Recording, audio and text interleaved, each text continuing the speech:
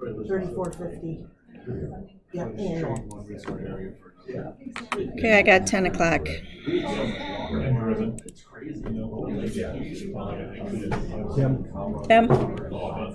We're going live.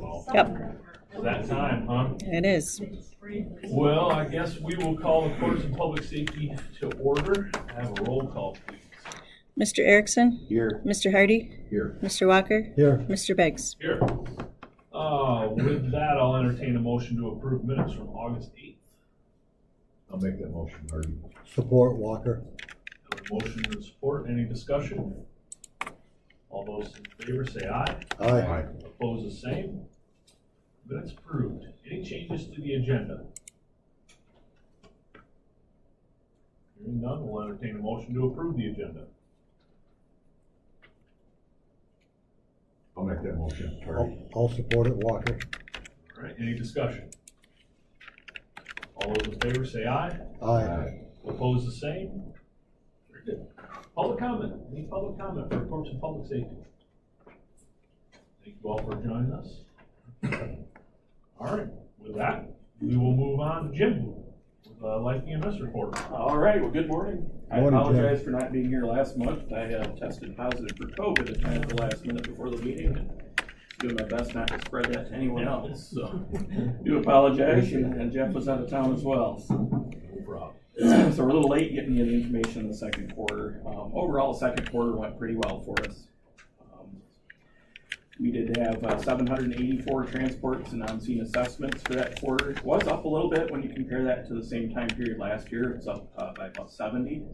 It's a little bit of an increase, which I've seen in some of the other counties too as well when I do the reports. So I don't have a good explanation. They're not huge fluctuations, but I did see some increases in our other areas as well.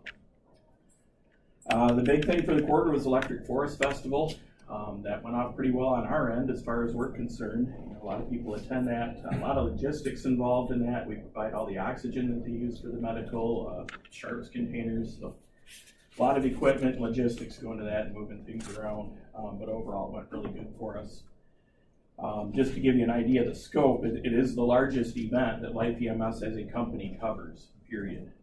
So a lot of work goes into that. We did cover a total of 25 12-hour shifts, which is a lot of man hours. We did get some help from Montcalm EMS. They have helped us for the last several years. They've got a few guys that we pretty much see their faces every year. They love covering that festival, and we get to know them, and a good crew.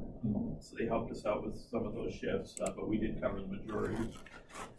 The big thing for us is we don't want it to affect our local EMS staffing. These are all shifts in addition to the normal staffing here, so we maintain the coverage of having the 3 ambulances on to cover the county 911 calls as well. So, we certainly don't want that to affect our local EMS system. Overall, our transport numbers were down this year a bit. We had 23 total patients that were transported out of there. They do handle a lot within the event itself. At times this year, they had 2 physicians on site that can treat and handle quite a bit. So these are patients that are just beyond the physician's capabilities or need some longer-term care that we transport out of there. As far as our numbers being down a bit, I would attribute that to the weather. We had a couple of pretty good storms roll through that shut down the concerts, shut down the whole event for a number of hours, a couple of different times. And I think that really kind of settled the crowd down, and I think that kind of attributes to our lower numbers. It worked good for us, not so much for the festival goers. I feel bad for them, but said for us it did help out quite a bit as far as our volumes there. But overall, it did go very well. We didn't have the dust conditions and issues that we had in the prior year. The previous year we had a lot of dust kick up. It was very dry, so we were seeing a lot of respiratory patients, a lot of asthma attacks and things like that we didn't have so much this year, so that was good. As far as West Shore College goes, they had a graduation for their EMS students. We attend that, Jeff, myself, we had some of our admin folks from Grand Rapids come up to support that. We brought an ambulance out there. There was a nice display of emergency vehicles, so, from fire trucks to ambulances from a wide area. Really support that program and those students. It's a huge benefit to have that locally here and available to our students. It saves them a lot of driving. There's not a lot of EMS programs available in the state of Michigan anymore. A lot of them have kind of dried up, so it's really a huge benefit to have local training here. We did celebrate National EMS Week around the middle of May. We make a pretty big deal of that for our folks. Jeff and I got the smokers out. We did smoked ribs and pulled pork and served a very nice dinner for our folks here. Again, some of our admin folks came up. I believe Mark Meyer came up to the one here. Spent some time with our folks as well. We did do a EMS Week gift for our folks. You may have seen it, you may have not. We usually every year will give them a nice gift. This year it was a bright green polo, part of our uniform shirt.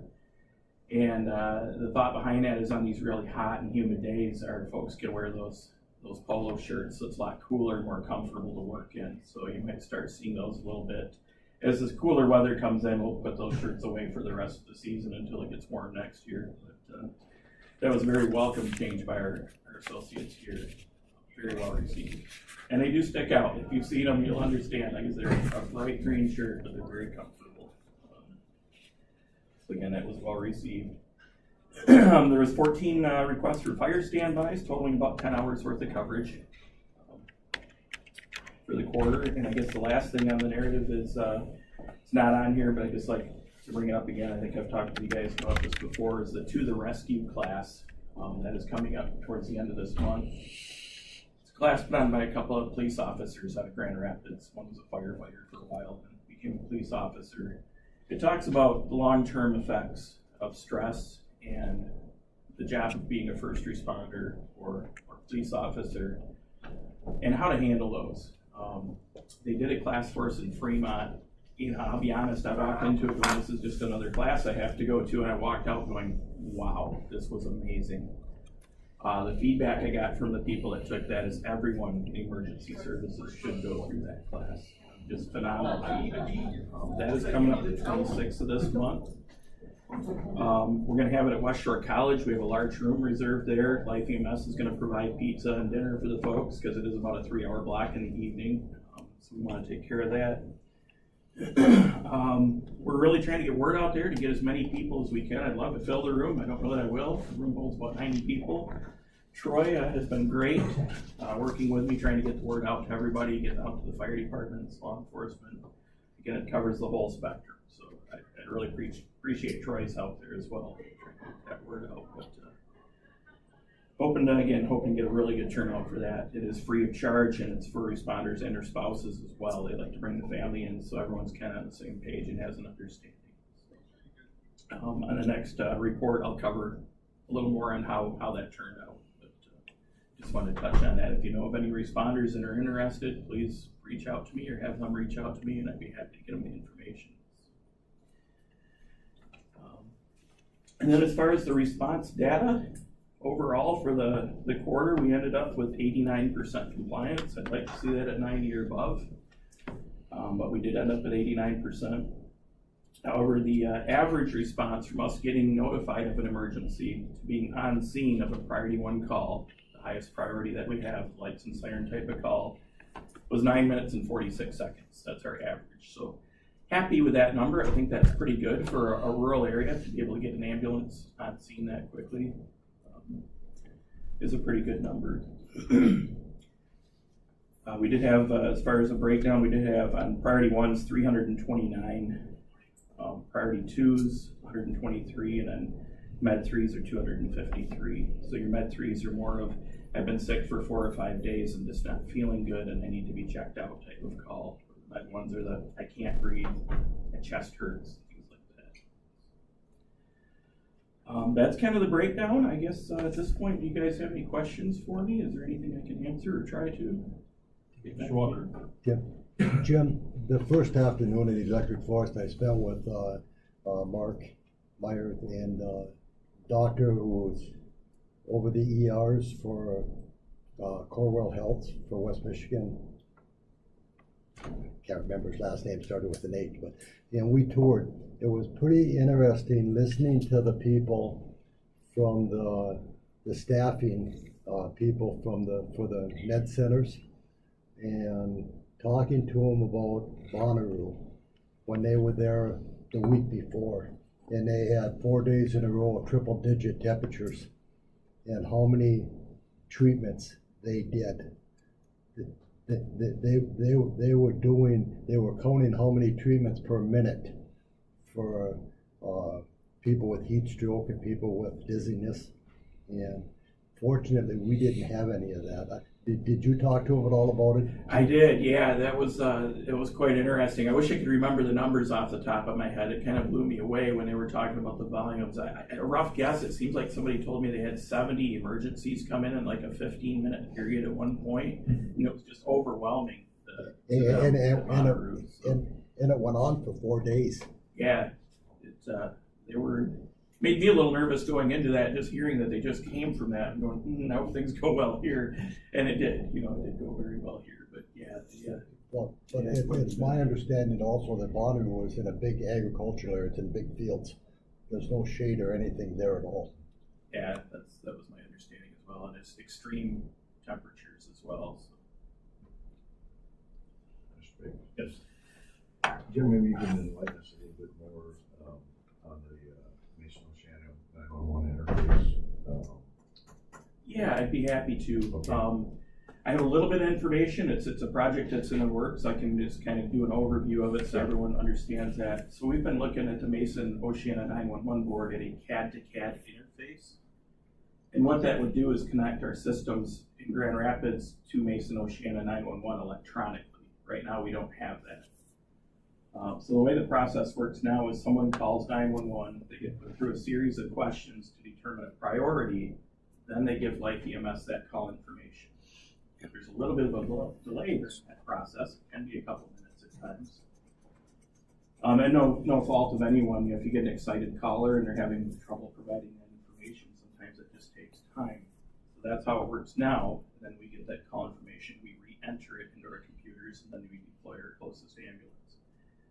What this interface would allow is as soon as they get a call here and determine it's a medical, or they even know what's wrong, they would feed that information to our center electronically before they even start asking the questions. A few benefits there is one is it gets our trucks moving that much faster. We don't have to wait for those questions to be answered. As soon as we have an address and know it's a medical, we're going to move people. And then we'll update them along the way with the information as it comes in. So a huge benefit there and a big time saver in my opinion. The other thing is right now, it eliminates the human component. We have someone rekeying information. There can be a room for an error when they're retyping that into our computer system. That would eliminate this. It would all transfer electronically. So a lot of benefits there. The only downside that I can see is the cost. It's a very expensive system. The Mason Oceana 911 board cost is roughly $30,000 to $40,000 with a pretty significant annual ongoing cost after that. For Life EMS, unfortunately, it comes in at around $100,000 cost on our end of things. So it's a very significant cost. I was hoping to get this in place this year and operational. We didn't expect that $100,000 price tag. We were thinking it would be closer to $30,000. I've had several meetings with our vice president group in Grand Rapids. I have their support on this project. The plan right now is to include it in next year's budget. We do a calendar year budget. Ultimately, it comes down to Mark Meyer and his approval.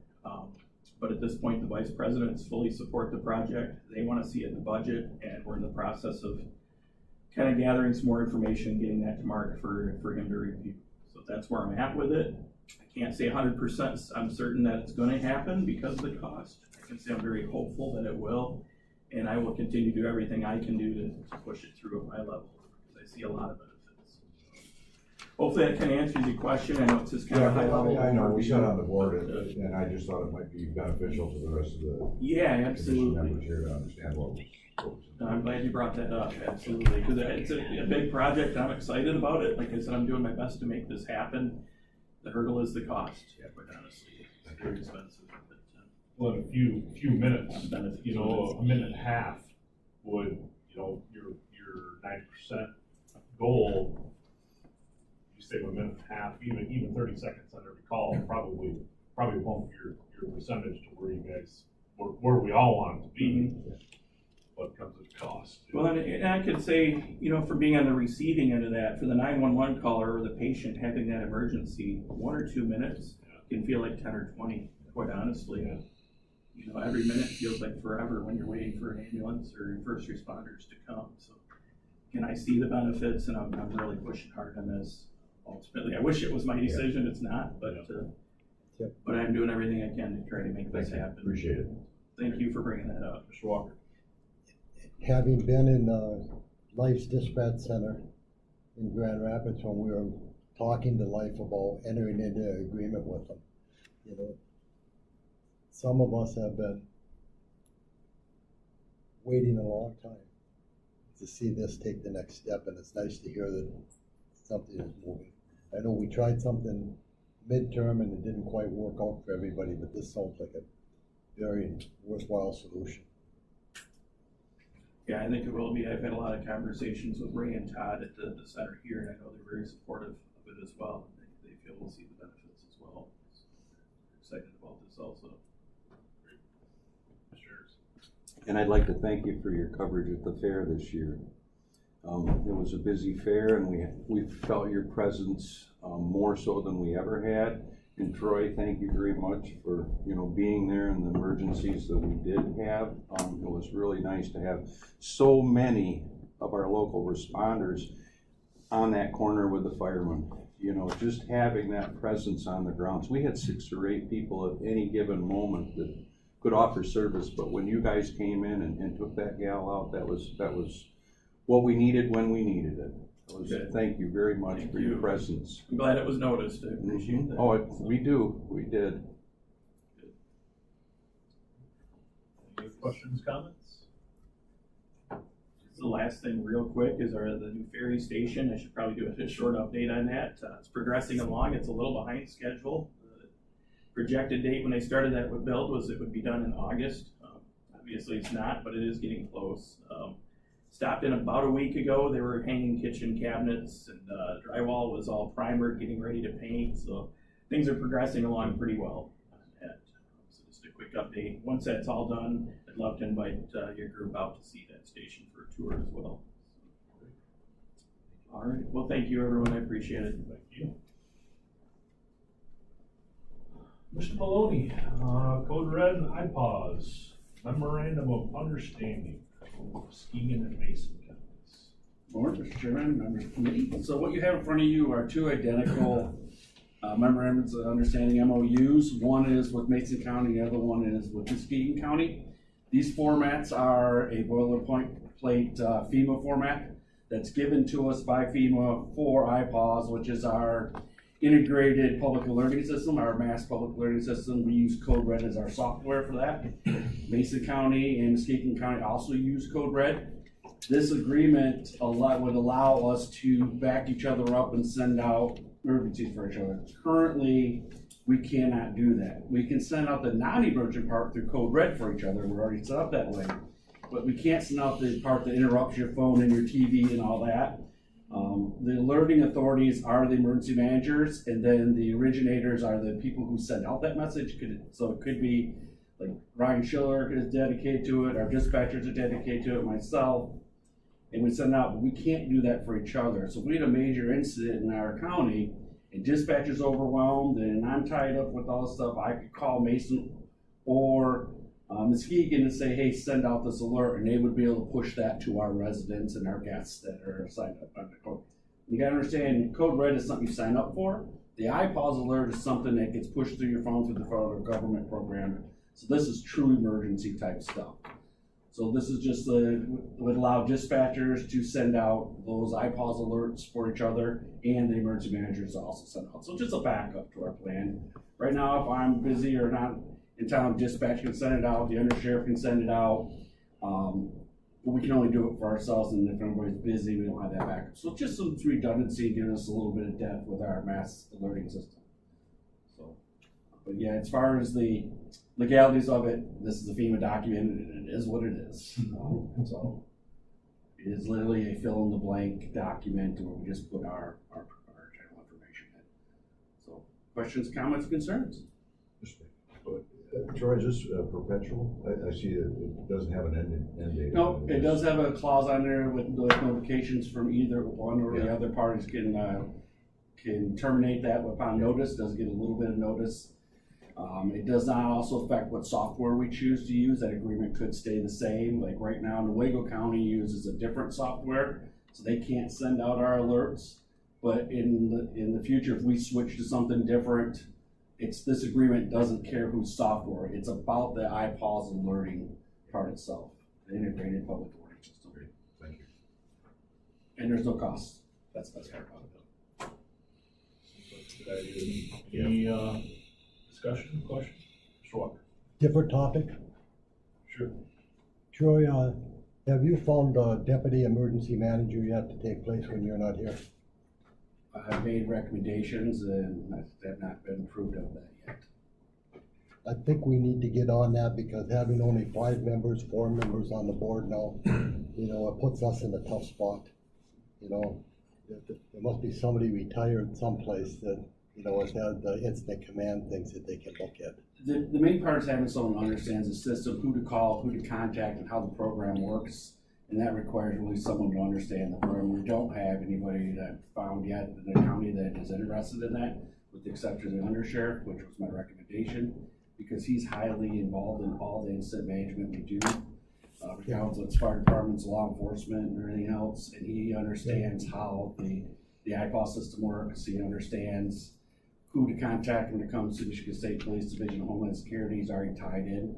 And so he's just automatically a good fit for that. If we can find somebody else, I'm happy to look them. I know that you gave me a recommendation. I contacted them. They weren't interested. If you have anybody else, please send them my way. Well, right now, that's the only recommendation I have, just because we don't have anybody else in mind. it had nothing to do with the person about that you had talked to us about. It had to do that he's going to be very, very busy with his own job and his first responsibilities. But No, I appreciate it, and we need a good conversation. But let's see what we can do, because even if we've got to put something out there on our website, work with Tracy, if somebody, for a deputy emergency manager, see if there's something that we can do. You remember, it's also a volunteer position. There's no pay with it. In my budget request, I did put in money to be able to help train, because that's the benefit we have to it. We have no money budgeted. There was pay for that previously when Jack White did it. I have not seen it in my budget, there but was if it's an- available, please let me know. There was an hourly rate that was set for that. Okay. I've never seen it was listed as a volunteer, but I Just- could help out. That would be motivating for people that might want to do it. It just, I'd hate to see us get stuck without, something comes up. I mean, my thoughts are the undersheriff makes a prime candidate. I mean, he's up to speed, he knows the program. Yeah, if something happens, we're all elbows deep. But It's just also cost effective because he already has half the certifications required. But I did ask for a little increase in our training budget this year to accommodate that need, because if we get somebody who doesn't have those certifications, then we need to have the funds available. Not only send them the training, but the funds available for travel and lodging expenses along with it. So there was a minimal increase in bill to address that concern. Yep, happy to find somebody, and if you, Thank you. Tracy, if you get me the information on what the hourly rate is when we do, that would help out. So, thank you. anything else? Thank you, Troy. I'm heading to my monthly meeting with the state police. So thank you. Troy's got a mandatory meeting that coincides with Every time. 11 a.m. on our meeting days, so. All right, let me get back to my agenda here and figure out what's next. Administrator Byer, animal control ordinance. So this ordinance was passed along to all of you some time ago for review. This came out of discussion that ensued about fees, and we were informed by the county attorney that we needed to enter into an animal control ordinance because we didn't have one in place, and we're going off of going off the state law, the state dog law. So that is what this is for you. In the event that the board decides to adopt this, there is a small a small, thing that has to go into the paper, that relates to this ordinance. And, just letting the people know that, that it's been adopted by the Board of Commissioners, and it would not go into effect until that is posted. Does it require a public hearing or anything? Nope. Basically, what this is doing is it's taking some of the minor offenses out of the criminal misdemeanor and making those civil offenses. Is that a true statement? Yes. You know, basically the whole thing is there, but down towards the end, it says the sections that are going to be, you know, written under civil infractions now instead of a. Yeah, I have a question. That's one section I highlighted because I thought that was my understanding. So, section 13.2, it's page 58 of your packet, talks about, violations and penalties. And, 13.2 talks about, this says violation of this ordinance or any section thereof shall be a misdemeanor. And then, but it doesn't, I don't see where, and then the next section is a schedule of monetary civil penalties adopted by the Board of Commissioners may be used to set civil penalties. I'm not a lawyer. There's a lot of words in this to talk about some pretty common sense stuff, but, I just want to verify this criminal section makes it sound like any violation of this is a misdemeanor, but then there's also a civil, but it doesn't, I didn't see anywhere where it said that's up to officer discretion or the court's discretion or how that worked. And so I guess I need some, and maybe one of you understand it better than I do. I just want to make sure. It would make sense to me that this would be either based on the violation, whether it be a misdemeanor, because obviously there are some cases where it should be a misdemeanor. There are some cases where, hey, my dog got loose and maybe that's a civil infraction. I didn't see that detailed out, and I didn't really see anywhere where it was up to the officer's discretion or how that works. I had the same thought on this, and I was wondering if we need something to define. You know, if somebody has a vicious dog attack, I would think that should be a misdemeanor type, violation. If their dog gets out and somebody gets mauled, seriously injured, we should be looking at misdemeanor violation. But somebody who doesn't have a license on their dog when they go there, maybe that could be a civil infraction, just as examples. But maybe it would be helpful if we removed the discretion between those, so everybody knew what they were. Maybe 13.4, is that where you're headed, Greg? Yeah, I that's. just kind of read that. Maybe that's The this ordinance may be enforced by criminal proceedings, civil penalties, or both, and any violation may give rise to both criminal and civil liability. And it says the sheriff is authorized to seek judicial remedies and sanctions for any violation of this ordinance when administrative efforts to resolve the violations have proven ineffective, inadequate, or otherwise deemed inappropriate. So maybe that's, I read that last night, but maybe I know, that's the I didn't piece I'm know. missing. It doesn't say up to the discretion of it. Right. It just says that it can be. But I think we should have uniform enforcement on all of them if they're enforcing the county ordinance. If we have one department who's writing all civil infractions, the other one writing all misdemeanor infractions, Right. we haven't accomplished anything. But I also wonder, so that section talks specifically about the sheriff. The sheriff's office isn't always involved. Sometimes the animal control officer is. So is that an inconsistency from the rest of it, or is that something only the sheriff's office can do? Because obviously the sheriff's office isn't handling a bulk of these complaints. It's the animal control officer.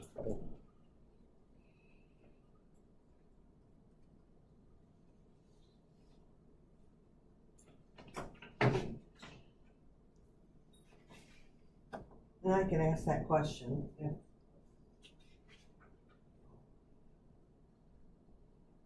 Yeah, I think.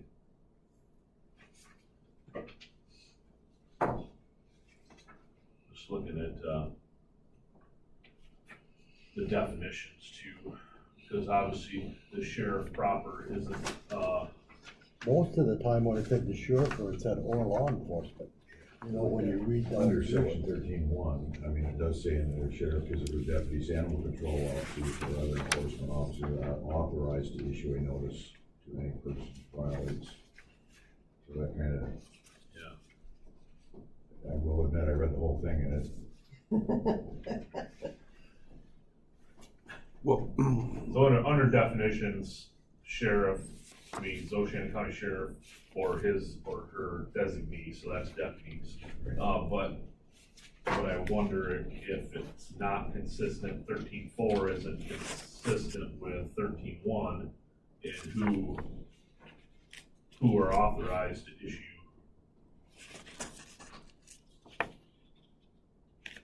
any of those penalties. right, it says animal control officers, so, So, I would say 13.1 is right. Can, enables all those needed, but 13.4, I don't, maybe there's something legal there that I don't know about, but can a local police officer write under county ordinance? well, I would think so. Because we got into that out in Golden Township. I don't think they can. I'm not 100% sure on that. Maybe that's another question to ask if, May- like a Hart PD or New Era Rothbury. And if so, we could ask, they could pass the same, ordinance that we did for their animal control. If Right. they wanted to keep it in, house in their local jurisdictions, their villages, or the city could pass it. Right. well, your locals should be able to write under this because it's countywide, unless that jurisdiction has a separate ordinance from ours. I'm not legally sure on Yeah, I that. don't know on that, because it doesn't specifically state that. Because I don't believe our local PDs are deputized, No, they're not. so that may be a difference.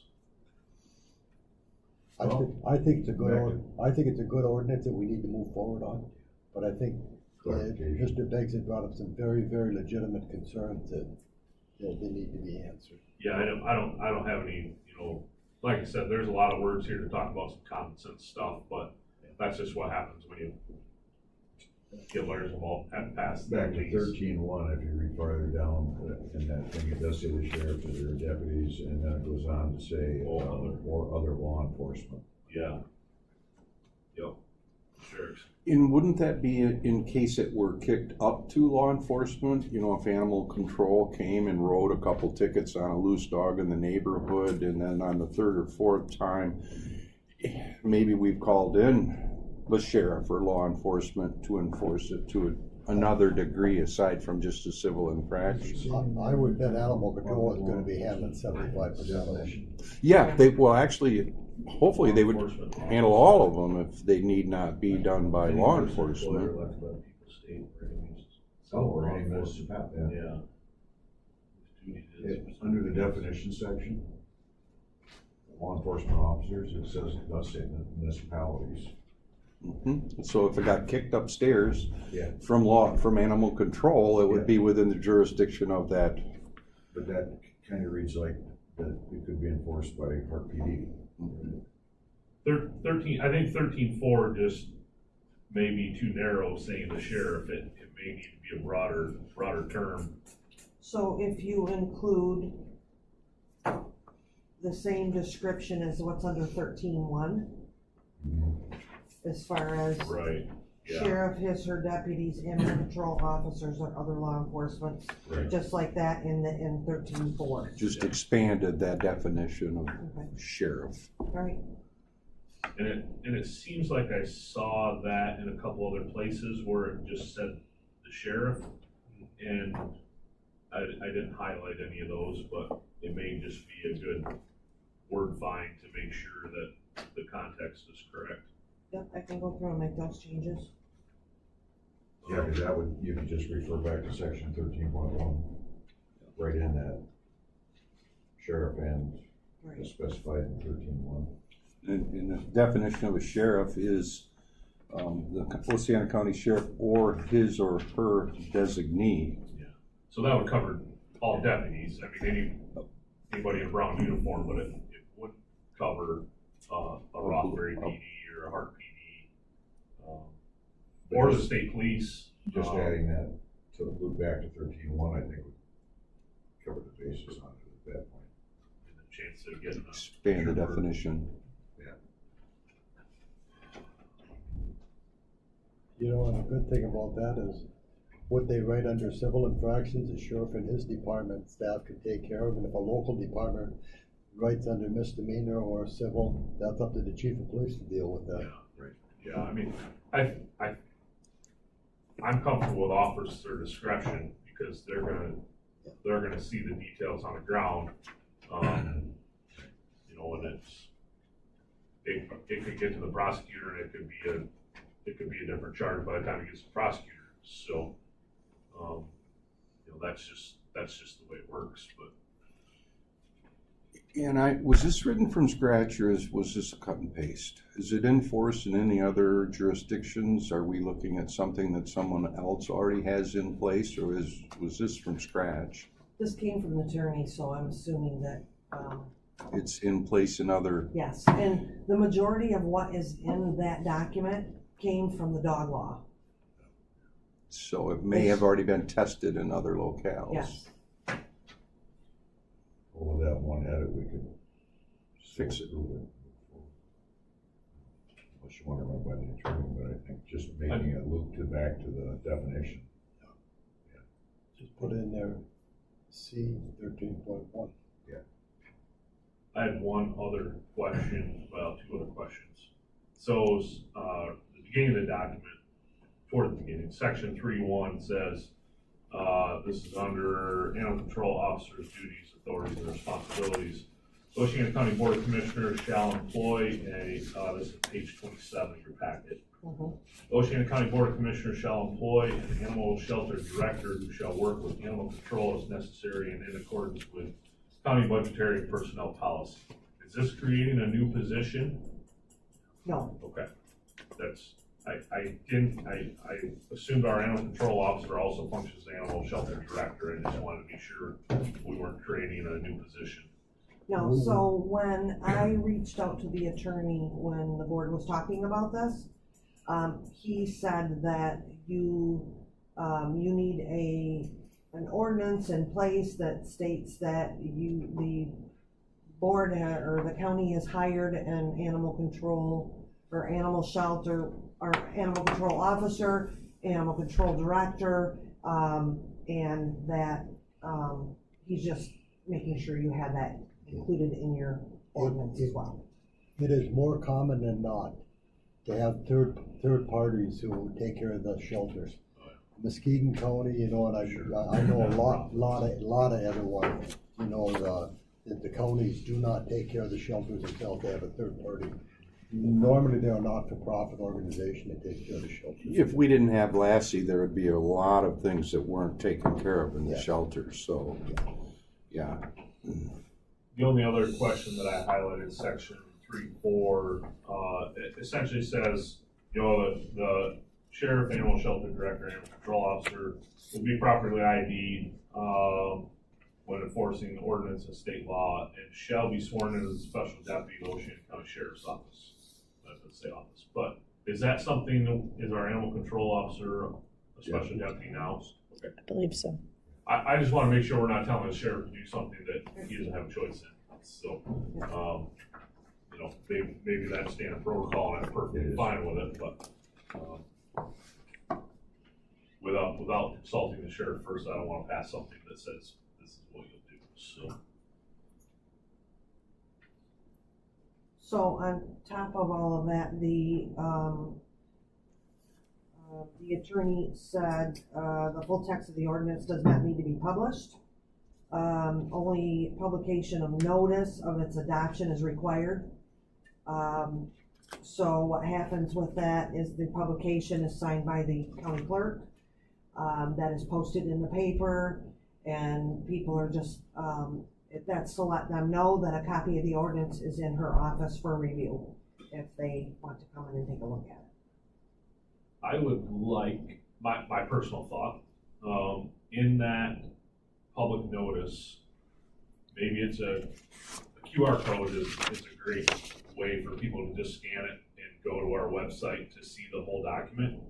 I would like to take one extra step just to make it more accessible than somebody having to walk into the courthouse, where maybe, do QR codes print well in newspaper? I don't know. Yep, we do. Okay, something like that where maybe our IT department can generate a QR code that links to our website right to the document, where in the public notice, hey, scan this QR code to go to the, to our website to review the document. Just take one more step to make it easily accessible. Available. Yep. It's a long one. It's a long, I printed it out, so I'm not gonna read this on my screen, but. I think the big thing for us to let the public know is what Phil had brought up originally. We are removing some of the criminal offenses from these, and we're making them civil infractions. We're actually. And maybe a little, along with that link, a little abstract of what the purpose is, The purpose of passing this is to actually lessen some of the criminality of these offenses into a civil infraction. Remove criminal offenses and make them civil offenses. Yeah. Right. The purpose behind it. So I think that'd be nice, just a little summary and some. Because the state law itself is a arrestable offense, period. Right, yeah. I agree. So maybe that's something that could be authored and then just concurrence via email or something, but I think that'd be a good idea. Something, yeah. And I'll also put the link to be able to find that on our website. If they don't scan the QR code, then there'll be a link that they'll be able to Yeah, that's a great idea. tie to as Yep. well. Any other discussion? So is our plan to approve this pending edits or to wait until we get the edits? I think that one of the very important things that you brought up was to touch base with the sheriff about the deputizing. I think that the animal control officer is deputized. It would make sense to me. I'm not sure about the deputy animal, but I Oh. think for courtesy, we can do this real quick at the next meeting after we get those things taken. Yeah, I would prefer to approve it after we get kind of those edits and just, I like to approve every word, not just the ideas, so. I'm in agreement with you, Tim. Any other discussion on this? Okay. Moving on, courthouse security contract, Administrator Byard. So there are two contracts that are in your packet. The security came and spoke to me about, well, and they talked about this during our security meeting as well, about the fact that they need coverage for their people when they're going to lunch or they're taking breaks, those types of things. And a lot of times that coverage is from people that come from the sheriff's department, but then there's other times that they're not able to cover during those shifts. So the two contracts, the one is without additional staffing for that purpose, and then the other one covers that, and that's roughly $20,000 more per year for that coverage. And then there was a calendar that was in your packet that showed there was darkened areas of some days where they needed that additional coverage, and it happens more often than not. If I may. Yeah. Just one quick, I want to point something out. The contract 2 under payment, number 5. there's just a typographical error, because that says 89,9820.00. Not sure what that. That's a good If you number. if you move the comma, it would be 899,000. It's $1 million is what it is. I don't think we'll approve that. Yeah, I'm sure somebody just added a decimal point in the wrong spot, got a zero, but I just wanted to point that out. Yeah.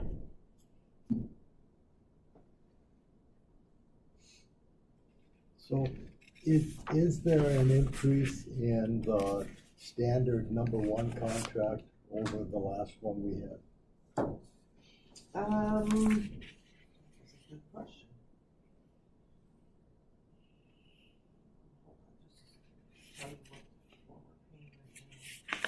I would think that there would be. You know, it's been pretty flat for years. If I may. Yeah. The other thing I looked at too, and between the two proposals, number one and number two, is kind of the same thing, differential pay. If you have H security doing it, then our cost is like $19 an hour. If you have to bring a deputy in to do it, that ranges in the $35 an hour range. Let's pull somebody off the road, or pull somebody out of court, or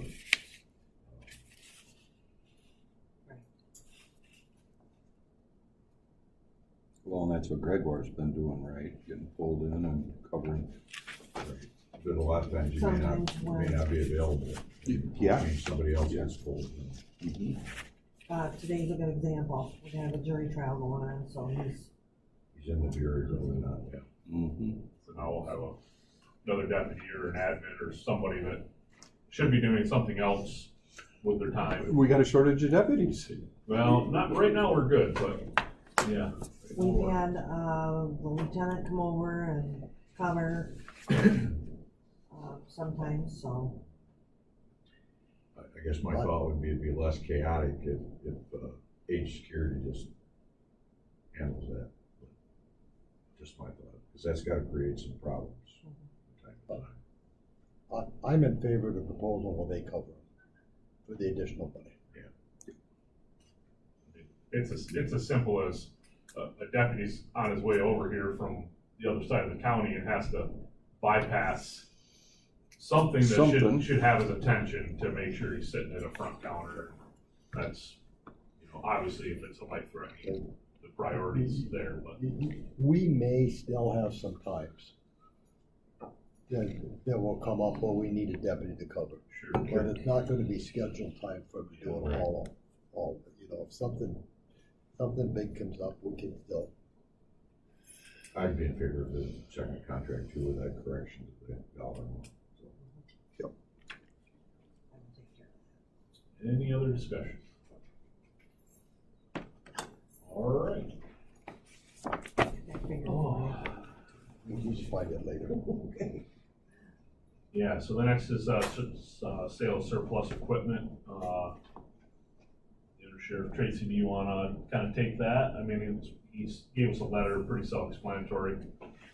Yeah, it was, they just neglected to get the information to us, and they thought it was already approved for the surplus, to be sold, because we already received the boat replacement for that. So, they're just asking for, permission to be able to sell that. That's easy. Makes good sense to me. Doesn't need to collect dust. I don't think they're gonna get a lot for it, but Probably the motor's worth more than anything. I think the trailers were for that. Any discussion? All right. Works for me. Oh, let's see here. Never at my agenda when I need it. Department. Department head reports. Any department head reports? Thought you never asked. Almost did. I almost got lost on the way there, Gary. Well, over the last number of years, you've heard me talk about the great opportunity we've had with the Oceana Conservation District. And I asked a couple of the Conservation District staff members to come today. And I wanted to introduce Carrie Wilson in particular. She's been the brainchild of the Lehigh Naturalist Program. Carrie, if you could come up and take a couple of minutes. I know it's maybe I don't have an agenda item, this is not a presentation, but I just like. Everybody in the morning song. This is what I do. I sing, and I dance, and I play, and I teach with children in the woods. And I am so grateful for the Oceana County forests and fields and waterways that you all are so devoted to protecting, because then we can raise the next generation of stewards for these beautiful lands that we all enjoy. So we have knee-high naturalists with 2.5-year-olds to 6 or so. I will meet with 17 of those tomorrow at Doolittle County Park at Gales Pond. And we'll hike, and we will have stories and all kinds of other fun and games. In the summer, we go from the 5-year-olds at knee-high naturalists to ages 5 to really up through 16 Oceana County youth who participate and help us run our summer camps. And we have those also at Doolittle and Gales Pond and on Earthscape Farm in Ferry. So in addition to the children's programming, we have been racking my brain for 4 years here. How do I get them from when they're a babe in arms to our retirees? And so at camps, we have many county people who just pitch in as volunteers to be our guest experts. We have a wealth of those throughout the county. And then we run a lot of adult programming, hikes at our various nature preserves and in the county parks, kayaking, birding, horse bathing. What do we not do, Gary? I don't know, you keep asking for more, and I keep nodding yes, so. Yeah, so again, thank you for your support of the Parks Commission that then works with us in collaboration for these programs. And anything else moving forward to the future that you can do to support our conservation district, because it's investing in our lands and our people. That's all I got for you. Great, thank you. All right, and I didn't make you sing. I'd also like, if I could advance the agenda to public comment, if that's possible. Sure. I'd like to invite Laura Ackerman to come up and tell the board a little bit about her background that you. Laura was interviewed as part of a number of applications for the new director of the Conservation District. And we're certainly glad to offer Laura the job and the opportunity for us to help with her bring new programming and all sorts of different ideas that we maybe have not gotten too deep into. But Laura has a great background in agriculture and also education, so I'll let you have the floor for a minute. Cool. Thank you. Okay. I'll try and be as brief as possible. One, I wanted to just acknowledge and thank you all for the diverse amount of work that you do for all the people of this county. I can tell that it isn't any one specific thing, but it is everything. And thank you, because I feel like that's part of what we bring as well, is a little bit of safety and security and a wonderful place to be inside of Oceana County. We work to preserve and protect green space and protect the water that we have, that we share. And I think another big component of what we're trying to do is to bring all of that awareness to people in the county, and that's part of what Carrie talked about. My background is I grew up in Freeland, which is outside of Saginaw in Saginaw County. My family has done dairy farming and all sorts of other farming, and currently has land in the CRP program that they had planted by the Conservation District in Huron County. So I have a great appreciation for the work of the Conservation District. Over my educational career, I did basic science, I did biomedical science, I worked in laboratories, and then I took all of that and I started teaching biology, and I realized the thing that is most important to me about biology is that we are all living and we all depend on the ecosystem for our own survival. And how do we connect with those spaces? And that's when I started teaching farming and gardening and working with people on their own private lands to say, how do we foster this relationship and steward the land so that it takes care of all of us? And that's kind of the goal that I bring to my work in the world and that I want to bring to the Conservation District. And I know most of you know or have met with Susie Knoll, my predecessor. I would love to continue to grow the work that we do in stewardship and land preservation and education. And I am so lucky to step into a really active district. And I'm catching up in my very first month, and I really want to continue to grow what we do. So I hope you will see that as you consider all of the things that you do to take care of Oceana County residents. Thank you for your time. Thank you. Thank you. Welcome. Thank you. Any other public comment? With that, we will adjourn courts of public safety.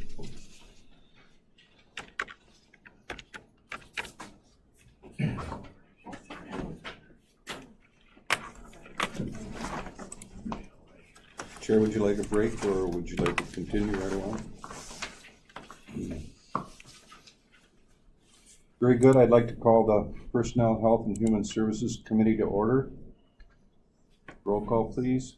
Mr. Erickson? Here. Mr. Beggs? Here. Mr. Walker? Here. Mr. Hardy? Here. Approval of the minutes of August 8, 2024. So moved, Walker. Support. Been moved by Walker, supported by Beggs. Any discussion? Hearing none, all in favor say aye. Aye. Aye.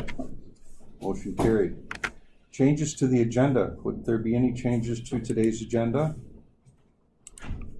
If not, I'll seek an approval of the agenda. Make a motion to approve the agenda. Support, Walker. Moved by Beggs, supported by Walker. Any discussion? All in favor say aye. Aye. Motion carried. Would there be any public comment today? Hearing none. Ms. Michelle Martin, our Drain Commissioner. Good morning. Good morning, Michelle. How is everybody today? So far, so good. Yeah. Back in May, I had submitted a proposal requesting additional staffing to oversee the soil erosion and sedimentation control duties required of my office, excuse me, as the county enforcement agency. And I mistakenly stated in that proposal that the drain office took on those responsibilities in the 80s, and it was actually in 1993. And just took that over. As I highlighted in the proposal, the number of permits has more than tripled in recent years. This increase has significantly impacted our ability to conduct essential drain inspections, maintenance, and other statutory duties. Over the past 8 years, less than 1/3 of the drains have been inspected, whereas each drain should be on a triennial inspection schedule to facilitate routine spraying and maintenance for vegetation. In addition to the increase in the soil erosion permits, we had lost our part-time clerical employee in March of 2020 due to retirement. Following that initial proposal, a meeting with the personnel committee was scheduled and we had met, and a discussion was held with the building inspection department, in which they did express some interest in maybe taking over the SESC responsibilities. Transitioning this role to building inspection could allow for a part-time employee to be converted to a full-time employee, potentially proving more cost-effective than adding additional staff to my office. On multiple occasions, I had talked with Susie Knoll from the Conservation District regarding the possibility of maybe them taking this back, and they were not interested. I don't know if that changed in the future or not. I have not had that discussion before. I just met her today. I have done some research looking at other county enforcement agencies throughout Michigan, and I compiled some findings. I apologize for not having these to Tracy in time. She was a little too fast for me on Friday getting those agenda packets out, but I do have a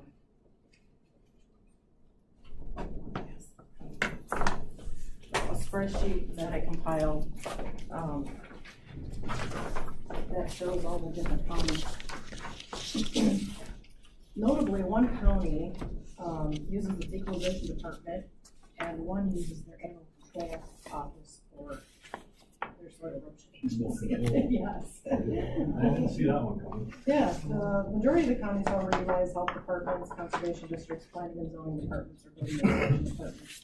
There are still 21 counties that are using their drain offices, but most of those have dedicated staff for their soil erosion programs, and that's reflected in the data provided on the chart showing open permits relative to dedicated staff.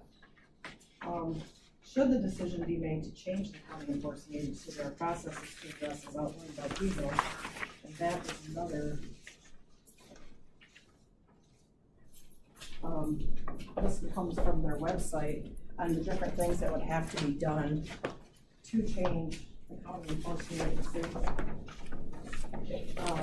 Notification, we would want notification of the new intended agency, revising the current ordinance, which was done in 2003, we did revise it in 2015.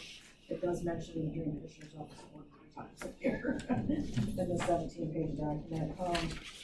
We'd also have to provide how the new CDA office would be funded, updating the names on all of the documents, applications, permits, reports, inspection logs, and such, and ensuring that the decision makers for the new agency would have the appropriate training certificates.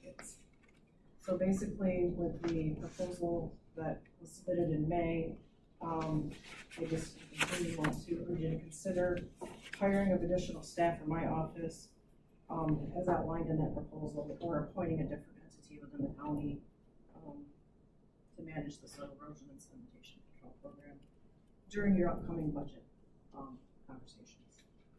So in addition, I did want to tell you that we did hire Brandon McDougall on August 5th as the Deputy Drain Commissioner to fill John's position once he retires. And the first 2 weeks we threw right out the field with a contractor working on the drain. So, and since then, he has also studied, completed, and passed the 2 exams through Beagle for soil erosion and stormwater. He's just waiting for the certifications to run with it. So, thank you. Is there any questions or comments? So from this graph on the front of this, so you, and from your report, I mean, you mentioned, at least when you wrote this report, there are 235 current soil erosion permits that were. As of May, we went up to 250 something, and now we're down to 240. And those are supposed to be inspected monthly, is that, or after major rain events? Correct. So that's a lot of inspections. It's a lot of inspections. That The if 2 a year that we doing do it. now take up a lot of, Right, yeah. which takes away from the drain office responsibilities. So, Do you know roughly how many of those are road commission projects currently? actually, we only have 3 permits right now with the road commission. They've only, Mr. Hardy? Michelle, is that included in your budget request, or at least a number that may increase the expense? that is, I did not give a number because usually the numbers are done through admin for staffing. I didn't know what that So that's. SESC position fell into my hands. I would think that, yeah, it's hard to say, because some of the offices do have contracted employees, so they don't have an actual county staff. But I can do some research on Okay, it. that'd be great to know what we have budget coming up, and we could this place to start anywhere, kind of an average, what that might be. Okay. Thank you. Do we have, I don't know if we have a job description for that person. No, because right now it's Dedicated to included that, it's included with your other. Okay. Yes, sir. I apologize. I looked Oh, at no, Mr. you're- Hardy for the nod. No, that's fine. Michelle, you know, when you look at this, it looks as though dedicated staff as an agency, there's 23, and also as in the building department, there's 23 counties that handle the drain there. Road commission's only 2. I know there was a conversation about roads before. Actually, I know one more that's not in here, because I just talked to that director last week. It's covered by the road commission. He just got his certification from Eagle last week to What was that? Ontonagon. Oh, okay. Up there, There. way up there. Should have been. He's actually a cousin of mine. Yeah, so, I did have Brandon talk to some of these offices, obviously, I didn't have time to call, or if they didn't have it listed on their website, so, I did speak to the drain commission from Polk County. They have very few drains because it's so rocky up in the UP, so that drain commissioner is part-time and he handles all the soil erosion. It was kind of hard to compile some of those numbers in that spreadsheet and have to explain each one and how they worked. For example, like Nuevo County, the drain commissioner, that's his primary duty. He comes in the office for maybe an hour, and the rest of the day he's either looking at drain projects or he's doing soil erosion inspections. But there's a dedicated person in the office that is qualified to issue the permits and to accept the permits in. So it's like, it's not really two full-time employees, but it's close. Yes, sir. I certainly think we need to look at this at budget time, but the other thing that, with the building inspection departments that handle it, we have to remember that our inspectors are contract employees, and that would be another contract employee that we have, because it'd be difficult for us to bring in a county employee to do these inspections when everybody else are contract employees. And I wonder about the building inspecting departments that have it now, whether they are contract employees, those offices are contract employees, or whether they're, county employees. It's kind of I don't think we wanna commingle the two of them. No, but 23 counties have it in the building office. I think that was one of the thoughts for some of them, is that it's a one-stop shop. If they're gonna be going out to do building inspections, the only thing that would be different, what the thought was that Brooke and Connie would both become certified, and one of them could be in the office all the time, while the other one maybe went out once a week to do inspections. So that was kind of what they thought about. Obviously, the decision is going to require discussion from you, or whatever, who or how, or if we just get something additional. How are you keeping up with so many of them? We're only doing 2 inspections, unless we have a big rain. We obviously with the site like Shelby Acres, it's a lot. So we do put in more time than what John rates on his time sheet. He's very good about spending extra time working through lunch and things like that. And we have a replacement for John now. We have a replacement for John. His background didn't have anything to do with what we do, but he's young, he's eager, very knowledgeable. His degree is actually in psychology, which might help with some disgruntled landowners. But other than that, he's been learning things very quickly. So they're at the parks today. John's taking him to the parks. He showed him the one that he's responsible for, which I think is Doolittle. And showing him around and getting him used to everything. He's already been to all the dams. Like I said, he's been on a couple of different drain projects in Grant Township and in Weir Township. He's learning very fast. He's very intelligent. Yes, sir. So, moving in, when we're gonna talk about this during budget time and stuff, is there any way that you can give us just an idea on how many of the soil sedimentation permits are for construction and how many are for agriculture? We have 0 for agriculture right now. Pardon me? We have 0 for agriculture right now. I'm sorry. Or 0, we have none for agriculture. None for agriculture? No. That's one of the things that we don't do is pursue unless we get a complaint. We don't pursue those with farmers. We would like to get to the point where they're very cheap. It's just getting them used to being compliant. And there's not time for us to do this at this point yet. And how do these With help? Farm Bureau and things like that to try to strengthen that relationship and get that to happen. How are the health departments doing it then? I see we've got 9 health departments that are involved in this. I don't know. I bet I can ask us, right? Yeah, it's very interesting. In our situation, it would be perhaps more difficult because we have 10 different entities. All would be handled differently. Probably standalone health department. Yes. They have their own health department. That would probably make sense. Yeah, and some of those, that spreadsheet too, I kind of indicated, some of the large counties that have municipal enforcement A lot of agencies, so their cities have their own enforcing agencies on. So the drain office might be doing it for the rest of the county, but there's 6 cities that have their own, so they're only doing a portion of it. So that's, you know. Oakland, yeah, Oakland's just fascinating, but you know, that's draining a lot of parking lots is what that is. Yeah, exactly. So, I will try to get that information to you as far as what the living rate for soil erosion inspector would be. And get back to you with that, with Tracy. Can we talk about that for you? Okay.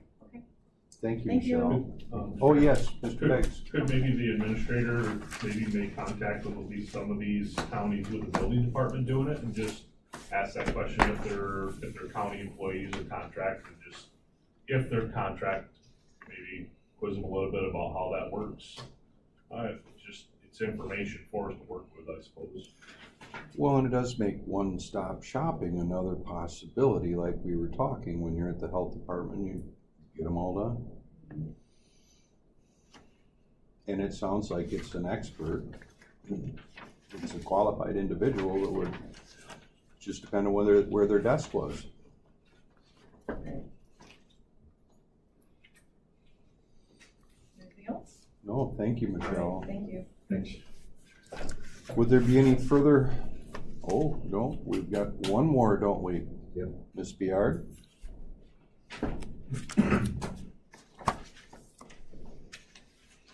Oh, Board of Appeals, Construction Board reappointments. So there were, we were looking through the appointments for the Construction Board and noticed that there were 2 of them that needed to be reappointed from last year. And then the other 4 are for this year. So we're asking that you reappoint all of the names that are on this list for the Board of Appeals Construction Board. And Brooke did call all of them to see if they were interested in being reappointed, and they all said yes. Slam dunk. Just, did John Moyer live in Oceana County? I think he lives in Mason County. Is he married to Denise? I don't know. Because if so, they live in Oceana. Okay. If that's the case. Maybe it was his business that he had in Oceana. Could be. Any department head reports? Hearing none, any public comment? Hearing none, we'll adjourn this meeting. Break. You want a quick break? We're taking a quick break. Quick break before you start. That water is still pushing.